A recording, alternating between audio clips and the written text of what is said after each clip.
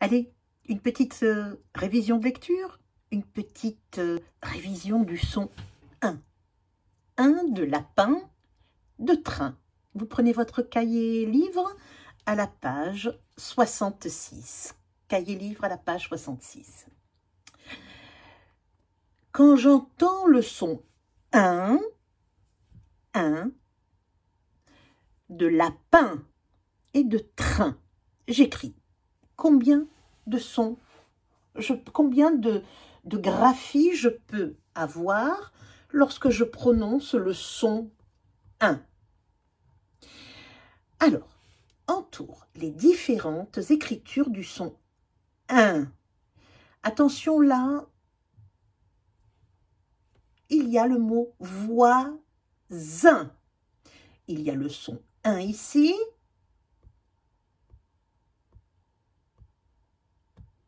Et donc, je le surligne en violet, ce qui me donne le son 1, je l'écris ici.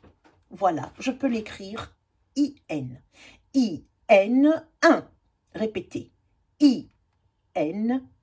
Puis ensuite, j'ai le mot frein, un frein. Toujours IN, mais je rajoute un E devant. Je le surligne en vert. Ce n'est pas la même graphie, mais ça se prononce à l'identique. Frein. Puis ensuite, là, ici dans votre livre, ils le mettent dans la même page, mais ce n'est pas le même son. C'est le 1. C'est pas le 1, c'est le 1. Lundi. Je le mets à l'extrémité et d'ailleurs, vous voyez, il n'est même pas bien encadré. Je le mets à l'extrémité, je le mets en rouge parce que ce n'est pas un vrai 1. Le 1, ce n'est pas le même 1 que train. C'est 1. Chacun, aucun, lundi. Puis ensuite, le mot patin, en violet, en bleu. Pinceau, un pinceau. Un grain, A-I-N-1. Et là, c'est le I-N, A-I-N-1. Je le surligne en orange et je l'écris en orange là-bas de l'autre côté. Puis ensuite, vous avez le mot vin, I-N-1. Du pain, A-I-N-1. Donc, quand on regarde tous ces 1, quelle est l'écriture la plus fréquente du son 1? Eh bien oui, c'est le IN. Et d'ailleurs, IN, A-I-N, E-I-N. Tandis que le là, il n'y a même pas de IN, c'est UN. Donc, l'écriture la plus fréquente, c'est vraiment IN. Maintenant, entoure les lettres qui suivent le son 1 qui s'écrit IM. Alors, on connaît la règle, hein, on l'a vu pour les autres. IMB. I, un timbre. IMB.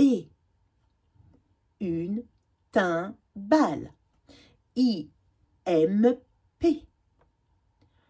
Un imperméable. IMP. Grimper. IMM. Immense.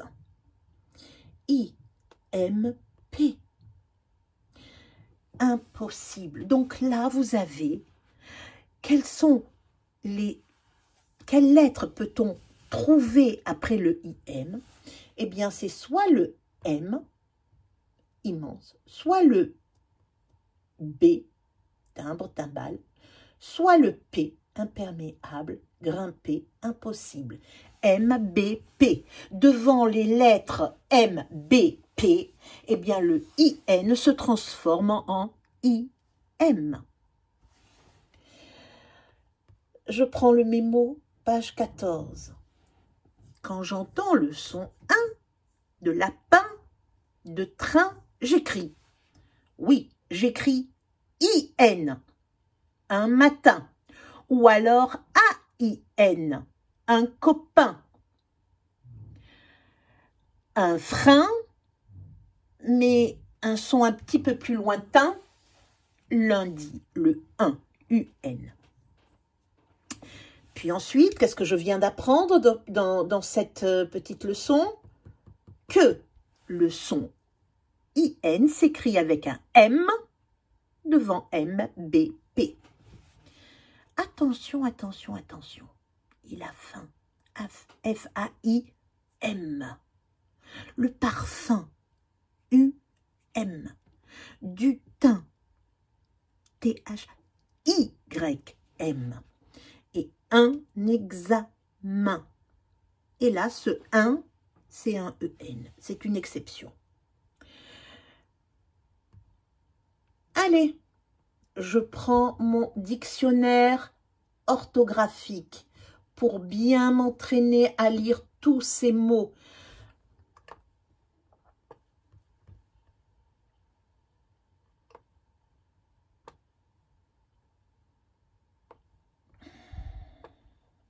Alors, IN1. Répétez, IN1. Un lapin. Mais attention, une la. Et là, je vais séparer le IN. Je vais faire pi et ne. Ici, c'est le son 1, mais si je rajoute le E, cela me donnera 2 syllabes séparées. Le IN sera séparé en 2 syllabes. Le I ira avec le P et le N ira avec le E. 1. Et vous allez voir, dans tous ces mots aussi, c'est pareil. IN au masculin va faire 1. Et quand je vais rajouter un E, eh bien, cela va me donner une autre syllabe. Un patin. Patiné. Un voisin. Une voisine. Un cousin. Une cousine. Un coussin. Un coussinet. Un matin. Une matinée. 5, 15.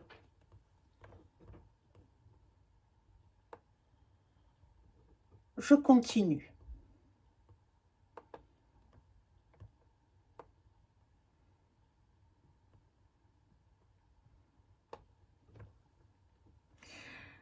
Mince. Intérieur. Invention. Trouvable. Introuvable. IM. Un timbre. IMB. Prudent. Et je rajoute le préfixe pour dire le contraire. Prudent. Prévu. Je vais rajouter le préfixe un avec un M. Et je vais dire prévu. Imprévu. Ce n'est pas prévu, c'est le contraire. Perméable.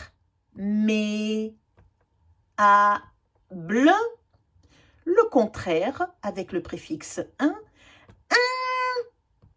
Imperméable. Je continue. Possible. Possible.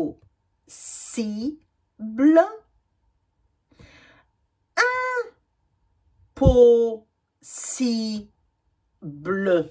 Avec le préfixe un, je dis le contraire. Je continue.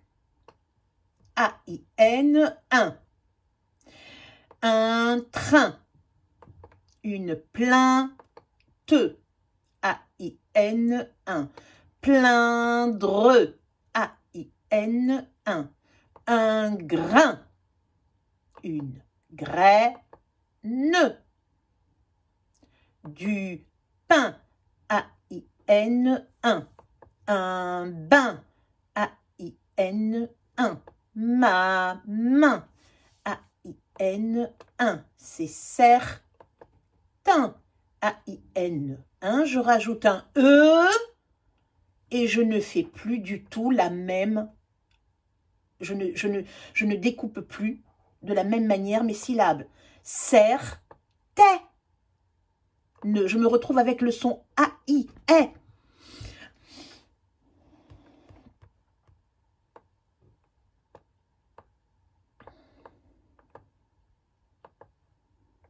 Un copain, copine, A-I-M, un, la fin, F-A-I-M, c'est l'exception. Je mets un M parce qu'on pourrait dire affamé, famélique, d'accord? Donc ça vient de la même famille. Donc je mets A-I-M. Bien, maintenant, avec le E-I-N. E-I-N, un. Un peintre. Un frein. Pareil, frais, né. J'ai rajouté le suffixe ER. Cela me coupe mon son. Ma syllabe. Plein, plaine. Au masculin, c'est plein avec le son 1. Quand je rajoute un E, cela va me donner la voyelle, le son est et ne. Ceinture. Ceinture. Une empreinte. Une empreinte de pas. Une empreinte de pas. Et là, c'est empreinte. Il n'y a pas de E-I-M. Maintenant, nous allons voir le son 1. Ce n'est pas, encore une fois, je le répète, ce n'est pas le 1. C'est 1. Lundi, U-N, 1. Aucun, U-N, 1. Et d'ailleurs, quand je rajoute un E à la fin, cela va me donner aucune. Si j'enlève le E, cela me donne aucun. Si je rajoute le E, cela me donne aucune. Chacun. Chacune. Et si là, nous avons vu une empreinte de pas, on va dire ici, il emprunte de l'argent. Il emprunte de l'argent. Maintenant, il y a aussi une exception dans, comme ici, la fin en bas. Ici, il y a UM, le parfum. Et pourquoi il y a le parfum avec un M? Parce qu'on peut dire il parfume. Donc, je mets un M. Le parfum, je ne fais qu'enlever le E. Donc, le parfum, il parfume.